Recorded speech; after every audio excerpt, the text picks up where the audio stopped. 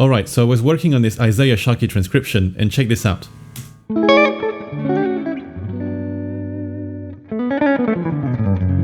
What is this crazy line that he played, and how can you play this type of lines yourself?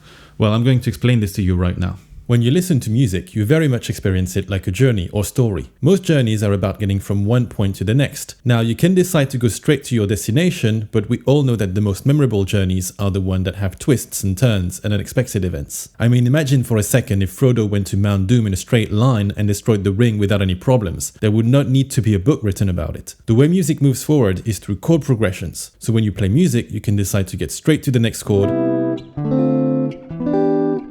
or decide to stop somewhere else to see what's up and maybe make the journey more interesting.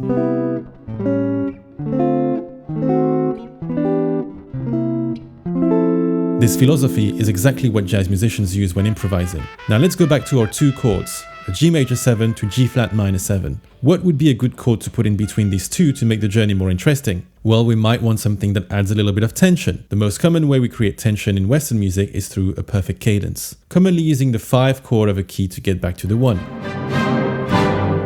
Now, if G flat minor 7 is our destination, it's going to be our 1, at least for now. So what is the 5 of a G flat minor 7? Well, what we can do is take the G flat scale and count the notes all the way up to 5. But what should the chord be? Well, commonly we're going to use a dominant 7 chord to create that tension. However, in this current state, our dominant chord might not have the amount of tension we're looking for. This is why jazz musicians like adding extra notes to their dominant chords. Not only that, but they also have fun taking those notes up and down semitones. Okay, so now we've got a D flat 7 chord to which we can add color notes and alter them. But what's all that for? Isaiah doesn't even play the chord. Well, he doesn't, but what he plays is a melodic line that you would play over that chord. And that's precisely where the magic is. Alright, so now we understand that basically what he's thinking is this. Right? And so instead of playing that chord, our D flat 7 altered, well, he's going to play a line that corresponds to that chord. And in that case, he's going to play a scale that's very common to play over those type of chords, which is called the altered scale.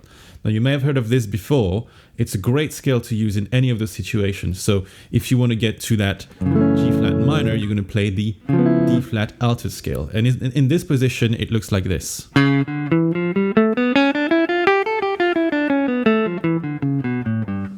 Right? And that leads us back to this chord. So it's a great way to create this kind of jazz lines in between chords, especially leading to minor chords, but also major chords. This can work too.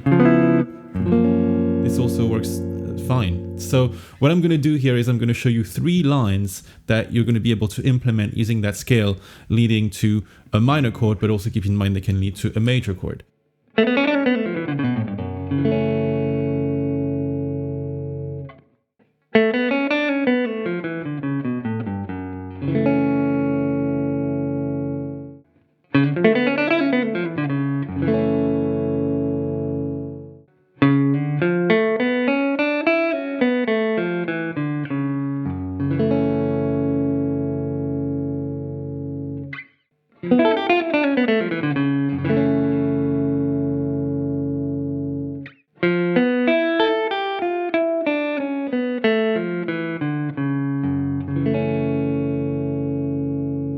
Alright everyone, that's it for today. I hope you got a better understanding of how you can create this type of lines yourself, and definitely continue to explore that concept because it's super useful. If you're interested in more guitar deconstructions, I suggest that you watch this video.